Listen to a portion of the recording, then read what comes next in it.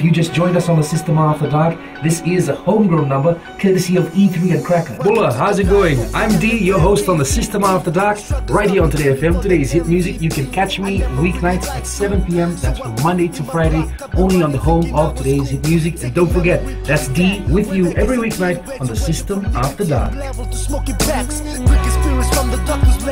Even got that homebrew flowing.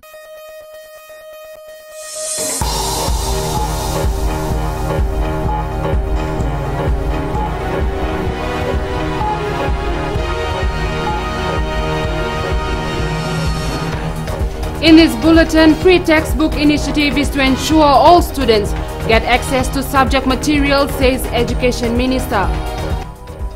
All $2 coins still legal tender, says the Reserve Bank of Fiji. And tourism frontrunners band together to promote Fiji as a filming destination.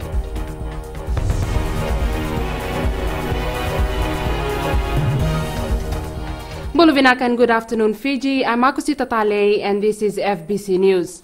The free issuance of textbooks to all schools in Fiji is aimed at boosting the textbook bank at schools so all students can access subject materials. The Education Ministry this week announced it will provide free textbooks to all students from Year 1 to Year 13. Ritika Pratap reports.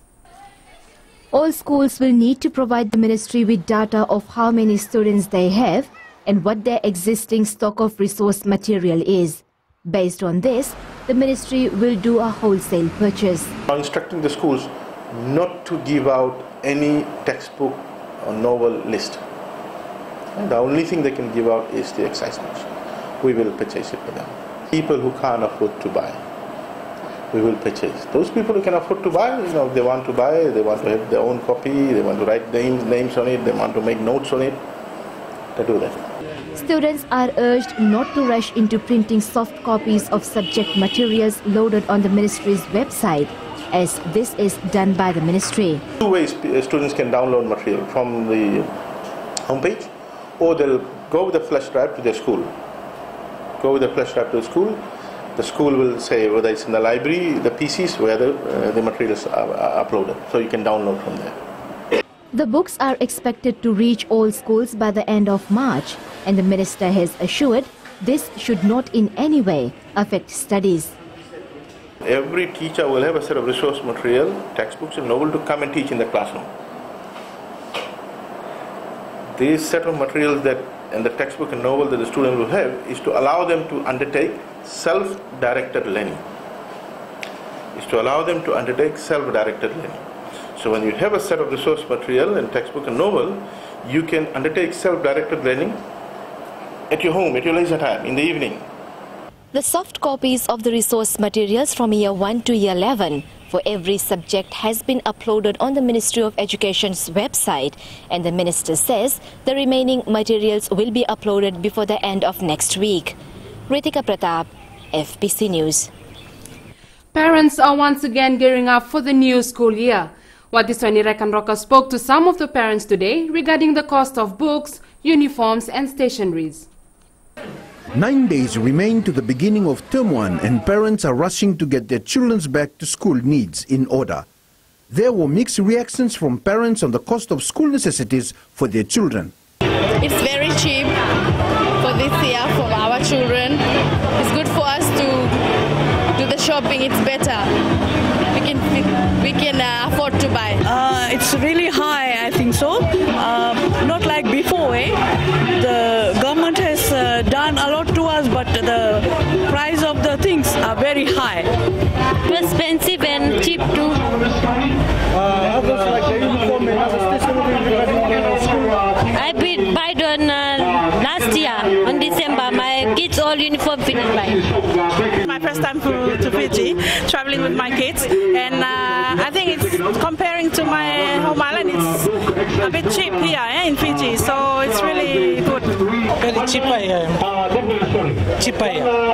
In my opinion, I think the price has gone up because I was shopping last week and I saw a lot of changes in the price, and I think it is due to the import duties charged.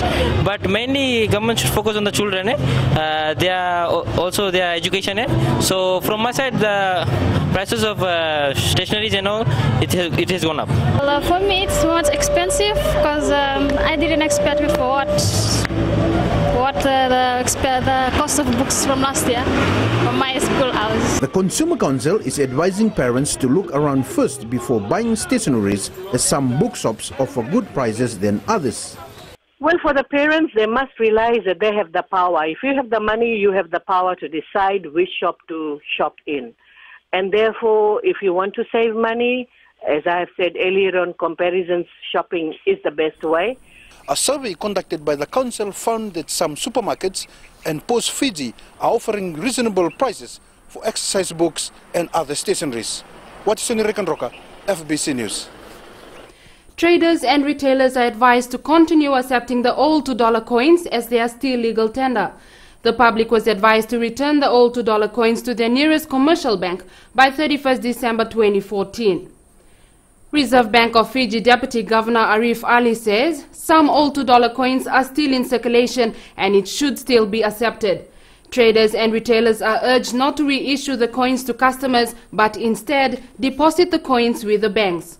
As well, those who are still in possession of the old $2 coins can return them to their nearest commercial bank where they will be issued with a new coin. All commercial bank branches have been advised to accept old $2 coins. The new coins were issued into circulation from 3rd November last year. Prime Minister Voreqe Bainimarama has sent a congratulatory message to the newly elected President of Sri Lanka, Maithripala Sirisena. Sirisena ousted Sri Lanka's longtime leader Mahinda Rajapaksa in the country's presidential election, winning 51.3% of the vote. In his message, the head of the Fijian government said he looked forward to strengthening bilateral relations between Fiji and Sri Lanka.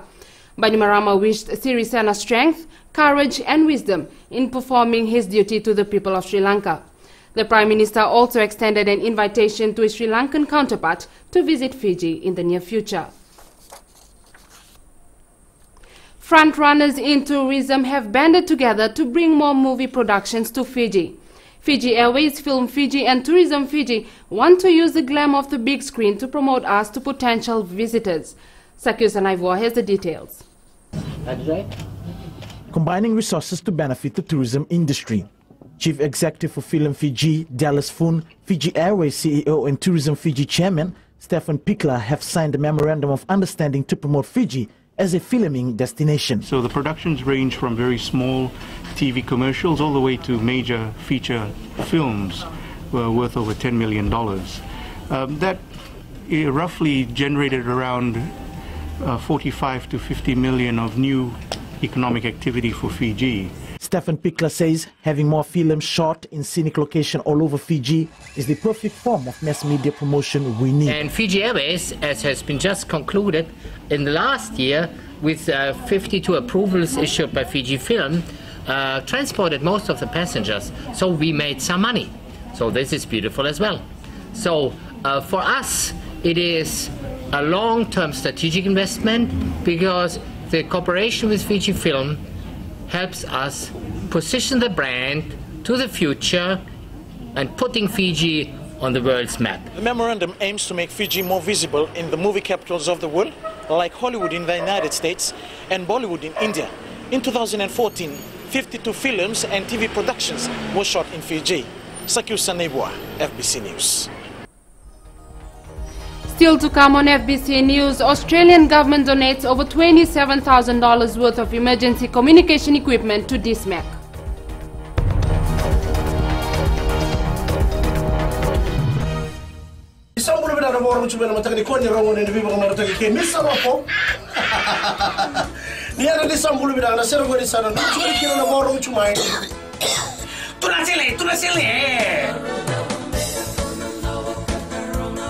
Nisambula, oyo Mr. Ben.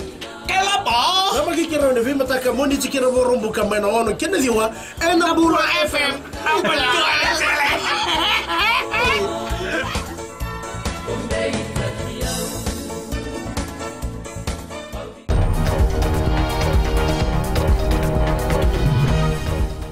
Welcome back to FBC News. With the cyclone season upon us, all efforts are being undertaken to ensure Fiji is well prepared in case of a natural disaster.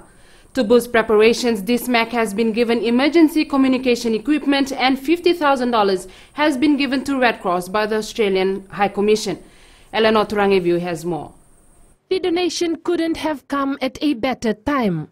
With 2 cyclones predicted to come our way this cyclone season, it will certainly help the National Disaster Management Office better communicate during emergency situations. And what we witness here, laptops and also mobiles. These are some of the equipment that we will be using during this season.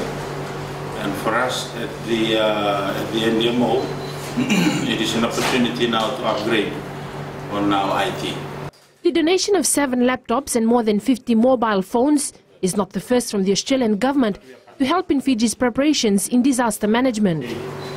We've supported the NDMO this cyclone season and last with the deployment of an Australian Civilian Corps disaster management expert, and the provision of this equipment is part of our further commitment to disaster management in Fiji. While a formal announcement is yet to be made, the Australian High Commission's acting councillor for Regional Development Corporation, John Molly, says the $50,000 aid to Red Cross is to be used by DISMAC when needed. You know, most of the time we have to scramble around for funds when we have disasters, but this time they have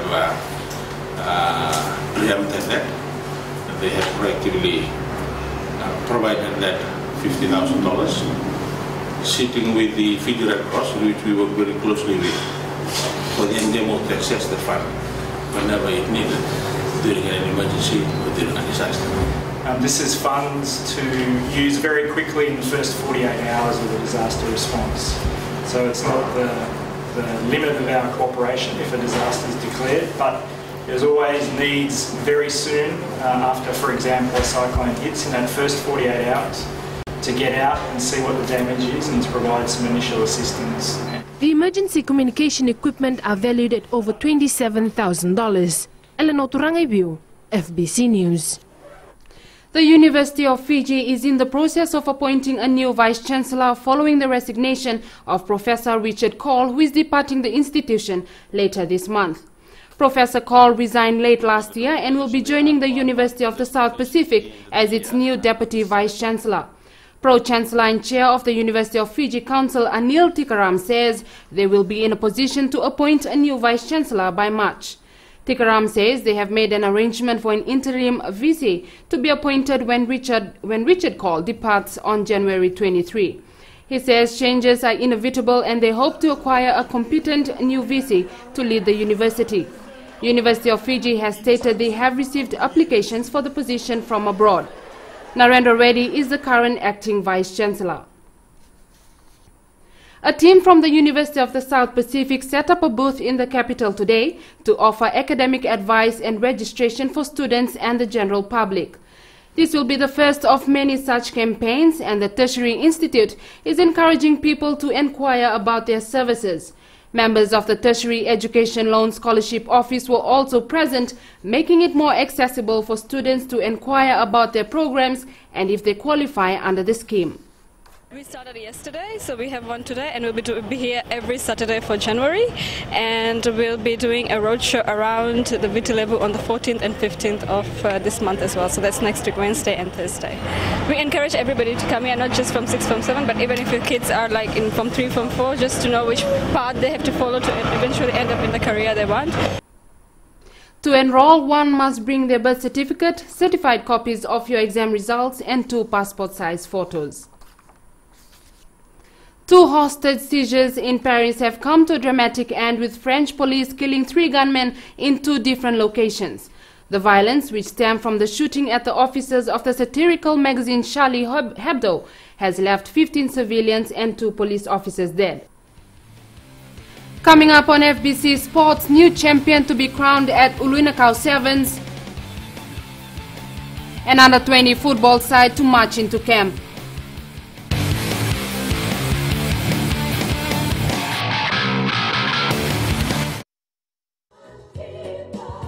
Great words there from Lucky Dube and Baban. I hope you enjoyed that number. Different colors just for you on Gold FM Only the classic hits. Louise with you on the Center Show. Well, thank you so much for the sweet company. This is Alana Miles, one of my favorites, and Black Velvet for you. Hi there. Join me on the Center Show every weekday from 9 a.m. to 2 p.m. for the best sounds on Gold FM. Only the classic hits.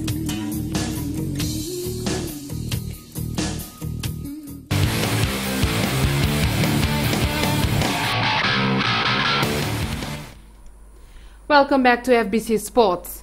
A new champion will be crowned at the Uluinakau Sevens at Ratu Thakombau Park in Osori. Defending champions Warden's Gold was bundled out of the cup semi-final by Isake Katonibau's Army side 22-0. The soldiers will take on Uluinakau Green in the final later this evening. Meanwhile, in other results, Tambandamu meets Warden's Green in the plate final, while Lomai Viti Barbers faces First Landing in the ball final, and 480 holding Balenakula meets Uluinakau Blues in the Shield final.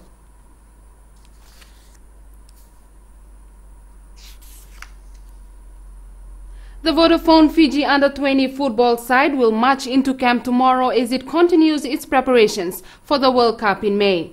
The squad will undergo a 3-week tour to Asia next month, which is one of several steps the management team is taking to ensure the players get some much-needed game time against quality opposition. Chalendo Takataka reports. It's back to base for the national Under-20 side after a short break for the festive season.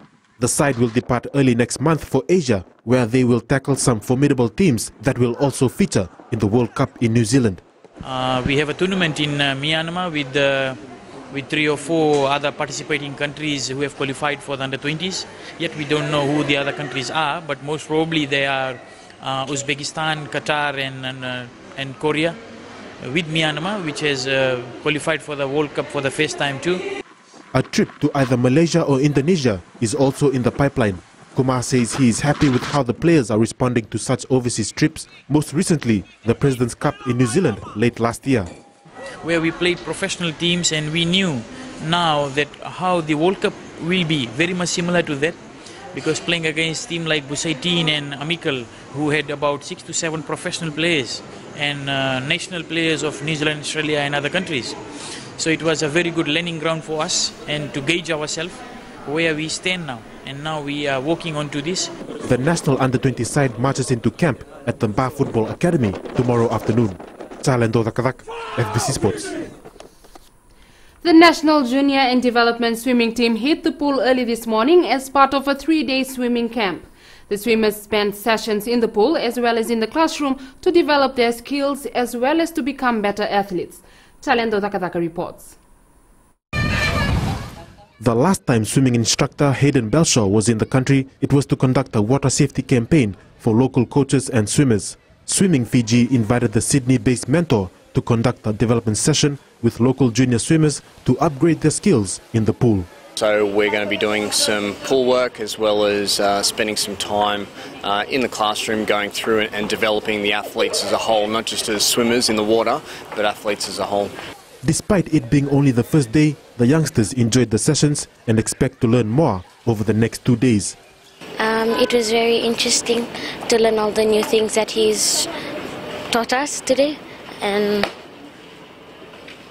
give us new tips on how to swim better. Yes, I enjoyed it very much.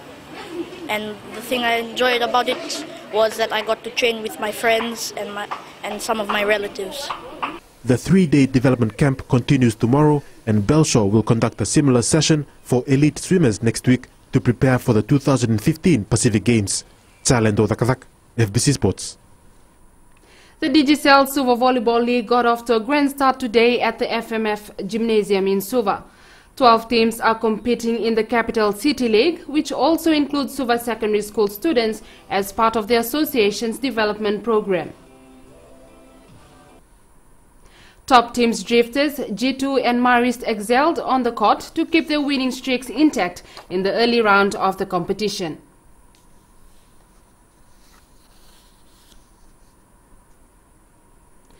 The Australian Socceroos football side defeated Kuwait 4-1 in the Asian Cup in Melbourne last night. The hosts scored goals through Tim Cahill, Miles Jedinak, James Troisi and Massimo Luongo in the opening Group A encounter. Super efficiently by Khaled Al-Qahtani. And he's back in position for the throw, and the one goes away from him now. There's the goal! Tim Cahill, him again!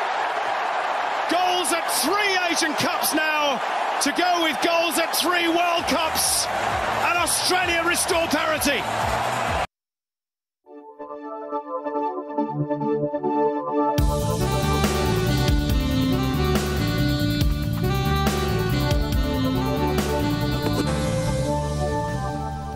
Fine weather prevailed in most parts of the country today. On the temperature chart, Suva, Lautokamba and Lambasa all recorded 32 degrees. Nandi and Savu recorded 31 degrees. Tomorrow it should be fine in all centers in the morning, but showers should be expected in the afternoon or evening.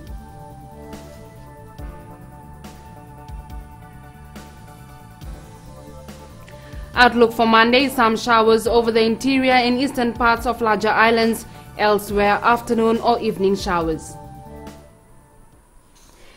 And recapping our main stories tonight, Free Textbook Initiative is to ensure all students get access to subject material, says Education Minister.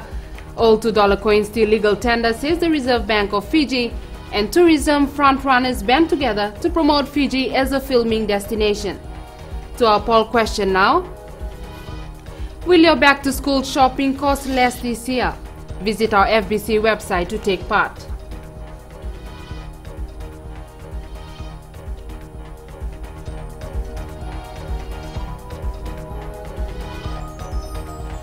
Remember, you can send us newsworthy pictures and videos on email citizenseyes@fbc.com.fj or share it with us via our Facebook page FBC News, or if you're on Twitter, follow and tweet us your news tips at FBC News or simply hashtag FBC News.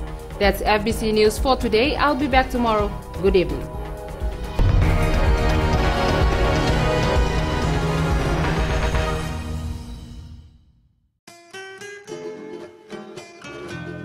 Imbula bina na turanga na marama na turbugi na ngone lewa. Imbula bina rangone. Karuta kini marata itiron da bidingomi na bio liba ni Radio Fiji 1 na bay viti na bonga ni biyanu yano. Oya upio rotuanga na muni daw ni bengravi.